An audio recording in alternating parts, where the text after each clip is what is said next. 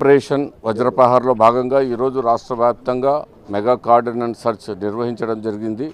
రాష్ట్ర డీజీపీ శ్రీ హరీష్ కుమార్ గుప్తా గారి ఆదేశాల మేరకు AP state legal chief Shri RK Ravikrishna IPS IGP గారి పర్యవేక్షణలో Shri P Jagadish superintendent of police Anantapuram గారి ఆధ్వర్యంలో ప్రతి సబ్ డివిజన్ జిల్లాలోని ప్రతి సబ్ డివిజన్లో కూడా సబ్ డివిజనల్ అధికారి యొక్క పర్యవేక్షణలో ఈరోజు కార్డినెన్స్ సర్చ్ నిర్వహించడం జరిగింది.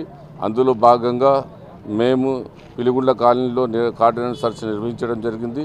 ఇక్కడ ప్రజలను, యువతను మరియు ఇక్కడ ఉంటున్న చిన్న పిల్లలను కూడా ఈ మాదక ద్రవ్యాలు సేవించడము, మాదక ద్రవ్యాలను అరికట్టడంలో భాగంగా